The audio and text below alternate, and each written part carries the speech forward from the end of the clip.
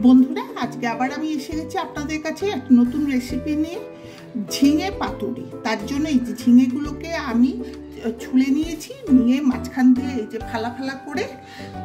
ফালা ফালা করে হালকা নুন দিয়ে মেখে রেখেছি।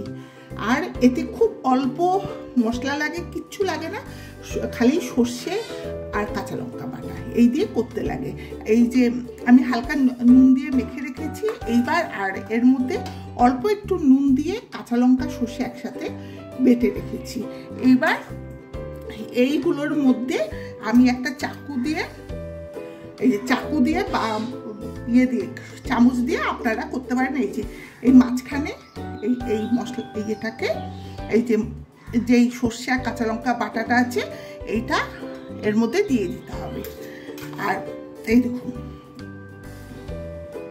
এটা খেতে খুব ভালো হয়, আপনারা বানাবেন। এটা তেলের মধ্যে দিয়ে এটা পাতুরি, এই যে গরম ভাতের সাথে খুবই ভালো লাগে। আপনারা এটা বাড়িতে বানাবেন, অল্প উপকরণ লাগে, সর্ষে কাঁচা লঙ্কা এই লাগে, বাড়িতেই থাকে এগুলো সব।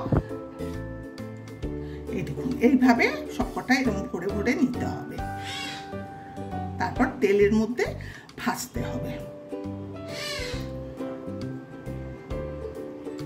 এইভাবে করে আমি আপনাদের দেখাচ্ছি।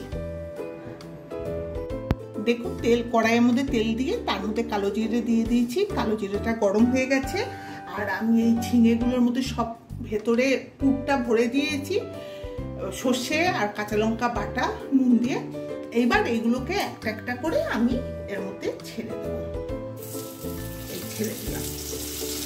এটা খুবই সহজে হয়ে যায় এবং গরম ভাতে খুব ভালো লাগে। অল্প তেল লাগে, আমি সব একসাথে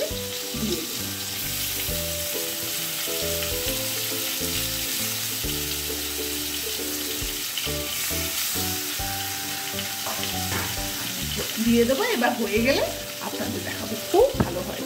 দেখুন কি সুন্দর হচ্ছে। এবার আমি একে ঢেকে দেব।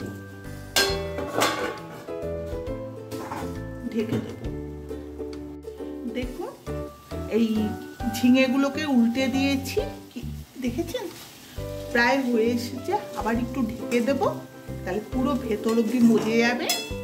এটা আপনারা বানাবেন, খুব অল্প উপকরণে, কিছুই লাগে না, খালি সর্ষে আর কাঁচা লঙ্কা দিয়ে অল্প তেলে হয়ে যায়। খেতে খুব ভাল লাগে, গরম ভাতের সাথে খুব ভাল লাগে। দেখুন, ঝিঙে পাতুরিটা হয়ে গেছে, এবার নামিয়ে ফেলবো। সব সেদ্ধ হয়ে গেছে এবং মশলা সুন্দরভাবে ভাজা হয়ে গেছে। আপনারা বানাবেন অতি সহজ পদ্ধতিতে, অতি কম সময়ে এটা হয়ে যায় এবং খেতে খুব সুস্বাদু। এবার নামিয়ে ফেলে আপনাদের দেখাচ্ছি। দেখুন বন্ধুরা, দেখুন তো ঝিঙে পাতুরিটা নামিয়ে ফেলেছি, কেমন হয়েছে। এটা খেতেও খুব ভালো হয়, আপনারা বাড়িতে বানাবেন। বানিয়ে যদি ভালো লাগে তাহলে আমাকে একটা কমেন্ট করে জানাবেন, আর আমার পাশে থাকবেন। রাখি তাহলে, নমস্কার, ধন্যবাদ।